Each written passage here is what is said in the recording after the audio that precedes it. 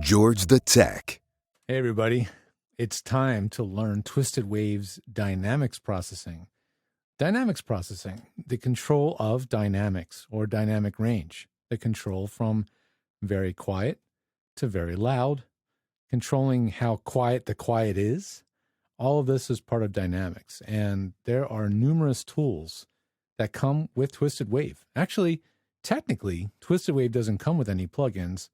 It comes with the plugins provided by every single Apple computer called Apple's Audio Units. And we're going to go through the Apple Audio Unit plugins that are available to you and how they work and listen to how they actually operate when you adjust them. So let's go ahead and take a look at what the actual Dynamics plugins are available to you in TwistedWave. So I'm going to go to Effects.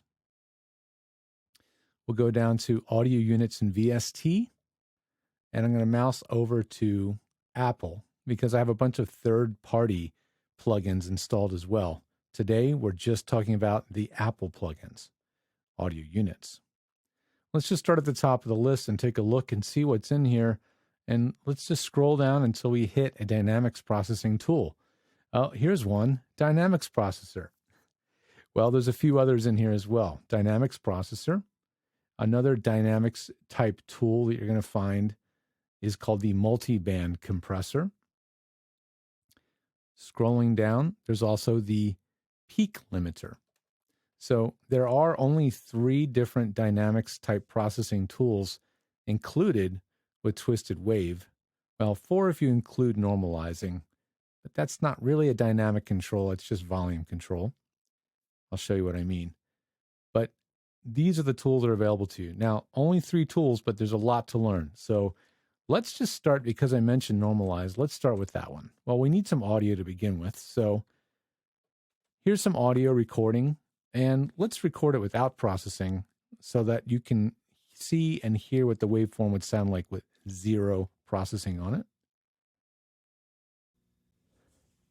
Okay, here's the natural ambience of my studio and my microphone completely flat, recording directly into TwistedWave through the PreSonus Revelator IO24.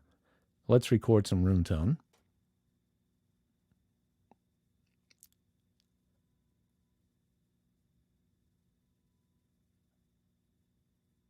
The reason I opened my mouth there was to make sure I didn't accidentally smack or do anything with my mouth that get picked up on the room tone, as you could see in the beginning part.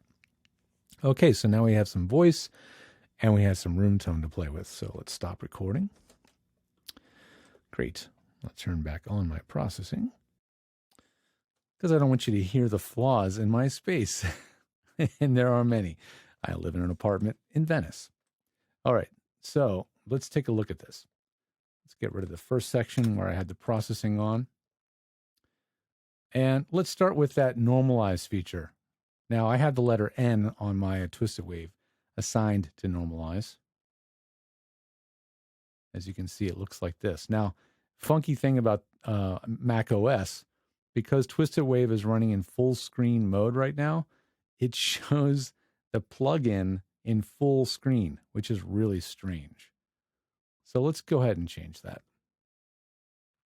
There we go. I'm going to go back to my recent effect, and we're going to go to normalize. There we go. That's the way you would normally see it. Now, the normalize tool has a couple of settings that you should know about. The common and most default setting is going to be peak value. And my default setting that I always use for peak value adjustment, unless anybody wants you to do a specific setting otherwise, is I always normalize the audio to -3. So I type -3 tab, and that will readjust the normalized level so the peaks of the audio file end up below -3. So if I click apply, you'll see the waveform adjust. So while it is essentially just a volume control, it's I call it like an absolute volume control so that the peak levels will be set to precisely the value that you choose, okay? So normalizing to peak value is one way to use this tool. Another way is to RMS value. I go to Normalize RMS value. Now we're going to be adjusting the levels based on the average volume, not the peak volume. And because voice has a varying level to it, and when you deliver, there's dynamics that go up and down, you need to choose a very low RMS value or you will run into problems. Let me show you what I mean. If I normalize this audio to an average of -3, let's see what it looks like. I'm not going to play it because just as it looks like is what it's going to sound like. Total distortion, total clipping, because now the average volume of the audio is -3. And for it to be that loud, the audio has to be clipped heavily, okay? We will never use that. But what we might use occasionally is a much, much lower RMS value. Now, if you want to be sure to not screw up the audio too bad when using RMS value, you can choose a maximum peak as well. Let's say -3 is our maximum peak, okay? And now I'm going to go to my RMS value and decide what I want the average volume to be. Well, let's say I want it to be -20 for audiobook production purposes, right? Okay, so I'm going to put in -20, hit apply, peak at -3, done. Now, that should be all you have to do, right? That should give you a peak of -3 and an RMS of -20. Seems like a no-brainer, right? Not always. And often case, you're going to end up with a much lower RMS or a slightly lower RMS than what you thought you would. And let's double check and see what we ended up with. If I go to File, Analyze, let's take a look. You'll note that the RMS value of the recording I just processed is -22.8. It's not -20. Why is that? Well, the reason is that in order for the audio's average to be at a certain value, we have to also make sure that the peaks are also never clipping. But if there's in natural, normal human speech, you have dynamic range from loud to soft. The more there is dynamic range in your voice, the more trouble you're going to have in reaching that RMS value of -20, okay? Because when we then readjust the peaks to -3, your average volume is going to be adjusted downward accordingly to make sure that we're never clipping or going above -3. So normalizing is great to just adjust your peak levels, make a correction to a pickup to make sure its levels are more in line with the other audio, but it's not going to get you the average volume that you need. That requires dynamic processing. That requires tools like compressors and limiters.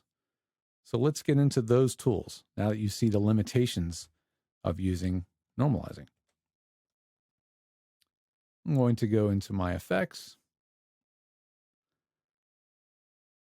Let's go to Apple, and we were talking earlier about the Dynamics processor. Let's start there. Okay. The Dynamics processor. This is a very powerful tool with multiple functions with some quirks to the user interface. If you have any familiarity with most compressors, you've probably seen that they have the ability to adjust a ratio. Now, a ratio is controlling how much the level is adjusted when it goes above a threshold. The threshold setting in the Dynamics processor is this handle right here, this slider. Wherever I set this is going to determine at what point the signal will begin to be reduced in level. So as the signal goes above the threshold, on this curve, the signal will travel and will have a reduction in level, okay? So let's take a look and see what that would look like. And you might be able to even hear what that sounds like. Now, I'm also going to, for now, disable the expander portion. That's this handle down here by just simply dragging it all the way to the bottom. So if you're ever using Dynamics processor and you do not want expander, just take the lower threshold control and slide it to the bottom.